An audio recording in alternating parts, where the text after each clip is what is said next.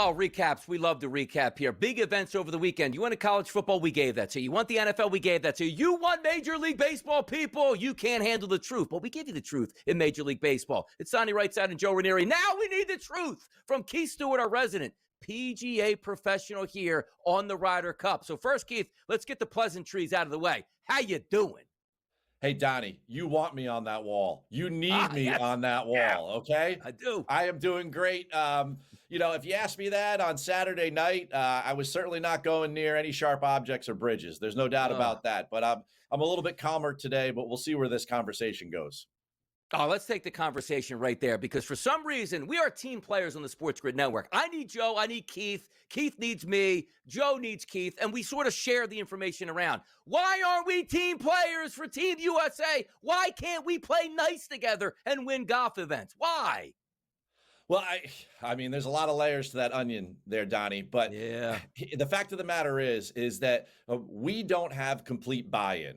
We treat this as something that shows up every 2 years, and we put somebody like a captain, and I'm not going to put all the blame on Keegan Bradley, but there's a systemic issue here in the way that the PGA of America, which I am a dues-paying member of, runs this operation. You know, we've seen it time and time again. We saw it with USA Basketball when they had to bring in Jerry Colangelo around the turn of the century, and then he got Mike Krzyzewski. I mean, there is no consistency to the way that we're doing this.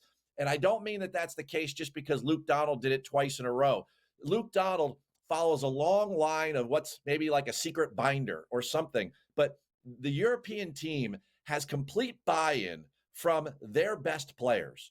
Rory goes to everyone on that team, Rahm included, and says, hey, if I'm fully in on this thing, you're fully in on this thing. Now, conversely, you look at the other side, and I don't know enough about Scottie Scheffler's personality, but I do know this.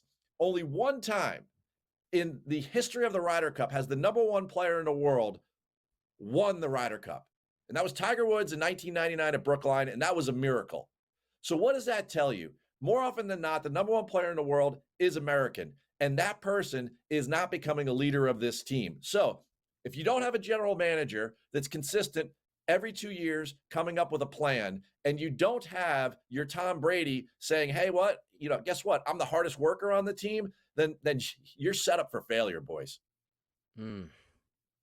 Listen, Keith, I can make the argument that, Keegan Bradley is going to be the scapegoat here. He's the easy guy to point the finger at. But the reality is he should have never been made captain to begin with.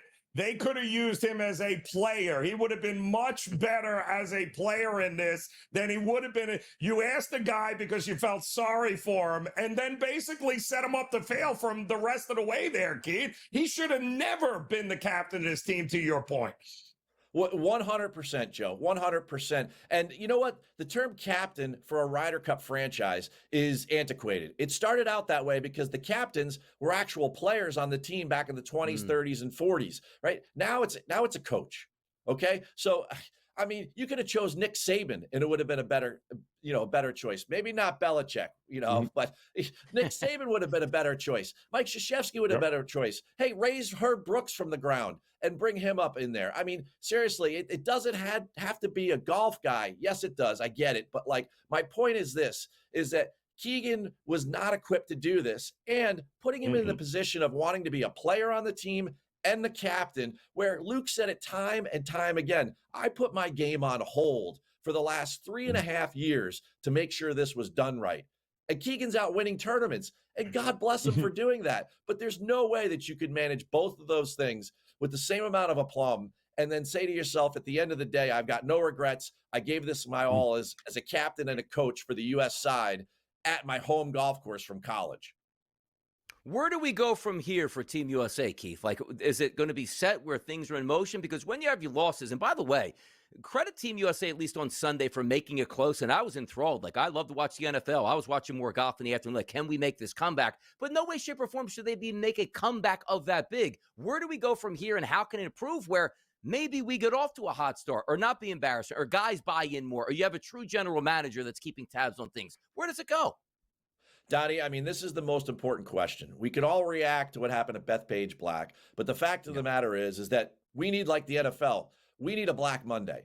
right? We need to clear house and we need to start over from the American side. We need to manage this thing as a successful, like USA Olympic franchise. We need to have a couple people in place that their full-time job is just working on the Ryder Cup, because, and someone will say, Keith, maybe that's a little bit of overkill or whatever. Our guys just need to putt better. It has nothing to do with putting better. You putt better when you're putting the proper pairings, when you're putting the proper order, when you put the golf course together. I mean, the fact of the matter, when Keegan sits there and goes, I didn't know the greens would be this wet. Whoa, bro. Like, it's a home Ryder Cup. Right? Like, you didn't know that the greens were going to be wet. You didn't know that there was 2 inches of rain on Thursday night. Like, none of that went into your planning. Eduardo Molinari is running circles around our team. We need to manage this thing as if it is the franchise that draws in $1 billion, right? In travel and tourism. We need to manage this thing as if we want to win it, as if we want to win a Super Bowl, right? This is a season-long team. It's 2 years worth of points. Donnie, the simple answer to your question is that anyone that's involved, they need to be sat down. They need to be interviewed. We need to ask them exactly what their plan is for the future. And if they are not prepared to take care of this thing going forward, then we need to put people in place that are proven sports leaders and sports business leaders, and then take it from there. Yeah, it just sounds like that's probably the best way to go at this point here as you take a look. But also, Keith, the PJ never stops. We're up this week, Sanderson's Farms Championship. You won't see many of the superstars in this one, but we still have opportunity. So enough about the Ryder Cup. Let's put that in the rear view. Let's look center cut right now. What happens at the Sanderson Farms? All right, real quick, Keith's keys. First thing you're looking for players this week is you got to get guys that drive it in the fairway. Guys that hit bombs in the fairway with a ton of accuracy, strokes gained off the tee are notoriously good here. The second thing is that we've got Bermuda grass greens, so you got to be able to putt those grainy surfaces. And the third thing is that you got to go low. Average winning score is 20 under par. Vegas set the over-under at 21.5. Couple guys I like, early leans on the early line. Rico Hoey at plus 3,500. Christian Bezadenhout at plus 7,500. Both great ball strikers. Bez a little bit better on the Bermuda grass. Hoey with a new long putter. You never know, boys. I'll see you next week. The passion from Keith Stewart. We need it here. Come on, Ryder Cup. Get it together. Joe and Donnie will close down the show next. Stay tuned.